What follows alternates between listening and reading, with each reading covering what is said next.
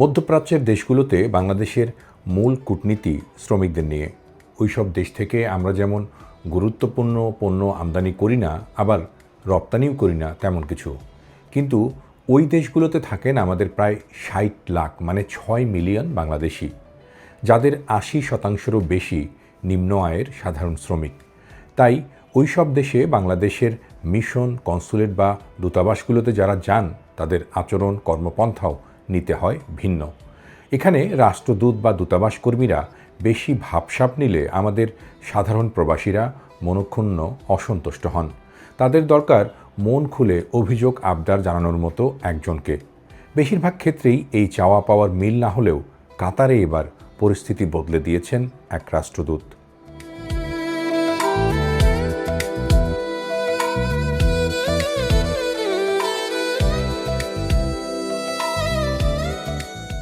তার নাম হজরত আলী খান, বাড়ি টাঙ্গাইল জেলায়।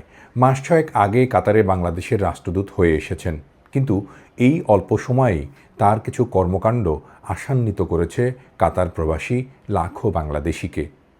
এই যে ছবিটি দেখছেন তা কাতারের একটি হোটেলে। বাংলাদেশি কর্মীকে পেয়ে রাষ্ট্রদূত হজরত আলী নিজেই ডেকে সেলফি তুলেছেন এবং তা প্রকাশ করেছেন দূতাবাসের অফিসিয়াল ফেসবুক পেজে।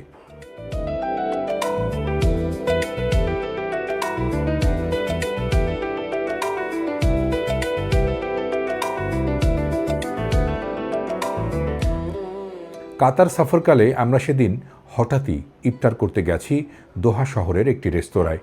প্রবাসী বাংলাদেশিদের নিয়ে সেখানে ইফতার করছেন রাষ্ট্রদূত হজরত আলীও। তো সেখানে তার উপস্থিতি প্রধান অতিথি হিসেবে নয়, তিনি গিয়েছেন আমন্ত্রিত একজন সাধারণ অতিথি হয়ে। পরনের পোশাকও ডিপ্লোম্যাটিক নয়, সাধারণ বাংলাদেশি। তার এই আচরণে কিছুটা অবাক হতে হয়। অন্য দেশে ভিন্ন হলেও আমাদের রাষ্ট্রদূতরা সুটেড বুটেড হয়ে কমিউনিটির নানা অনুষ্ঠানে যান, ভাবগম্ভীর থাকেন, সবার সাথে তেমন একটা মেশেন না। কিন্তু আমাদের এই হজরত আলী বেশ মিশে গেছেন সবার সাথে।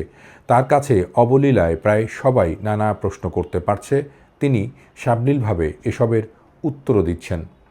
ডোমেস্টিক এই মানে হাউস গিভার এরকম একটা সংস্থা থেকে এজেন্সি কাতার, তার অফিসার উনি লেবার অফিসার, সাইন অফিসার।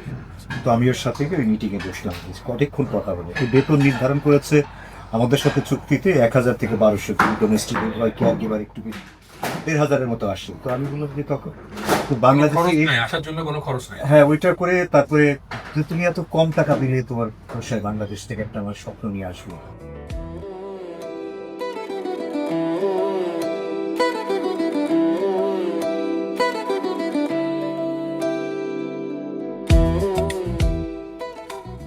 মধ্যপ্রাচ্যের দেশগুলোতেই প্রায় ৬০% বাংলাদেশি, মানে পৃথিবীতে ছড়িয়ে থাকা বিভিন্ন দেশে যে পরিমাণ অভিবাসী আছে তার অর্ধেকেরও বেশি এসব দেশে। এই দেশগুলো হলো সৌদি আরব, সংযুক্ত আরব আমিরাত, কাতার, ওমান, কুয়েত, বাহরাইন, ইয়ামেন ও ইরাক। সারা দুনিয়া থেকে যে রেমিটেন্স আসে তার ৫০%ই এসব দেশ থেকে। এসব দেশে থাকা মার্কিন ঘাঁটি বা স্থাপনায় ইরানের ক্ষেপণাস্ত্র হামলার পর প্রবাসীদের অনেকেই দিশেহারা, তাদের অনেকেই কর্মহীন, অর্থসংকটে পড়েছেন।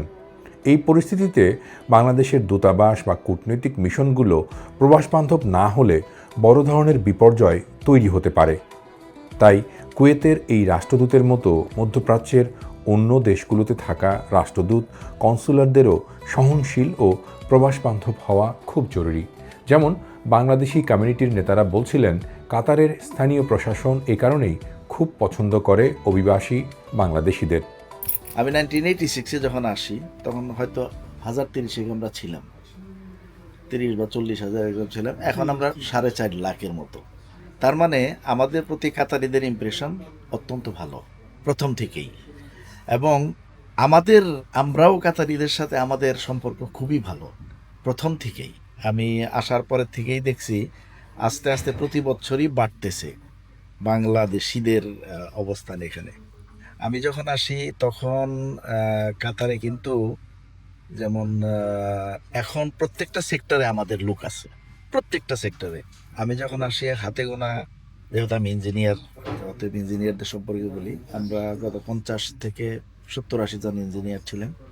এখন প্রায় 300-350। তারপর ডিপ্লোমা ইঞ্জিনিয়ার এখানে যারা আছে তারা 300-র অধিক। তারপর এখন প্রত্যেকটা সেক্টর, যেমন ধরুন ব্যাংকে প্রচুর অফিসার আমাদের আছে, কাতার এয়ারওয়েজে আমাদের আছে, তারপর এখানে যে পেট্রোলিয়াম সেক্টর আছে, ভালো ভালো প্রফেশনগুলোতে ভালো ভালো প্রফেশনে এখানে অনেক রিক্রুটমেন্ট এখানে বাংলাদেশ থেকে এরা করছে।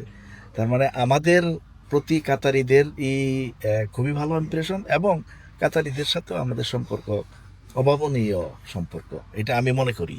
আর এখানে আমাদের লাইফটা যাতে পিসফুল থাকে, সেই জন্য কাতারিদের কিন্তু বেশি সচেষ্ট থাকে, এবং ওই চেষ্টার ফলেই কিন্তু এই যে আপনারা শুনেন বিভিন্ন সময় যে কাতারের গভর্নমেন্টের সাথে প্রত্যেকটা কমিউনিটির একটা লিয়াজু আছে কাতারে, শুধু বাংলাদেশ কমিউনিটি না, কিন্তু কাতারে যতগুলি কমিউনিটি আছে প্রায় 50-60টা কমিউনিটি আছে কাতারে।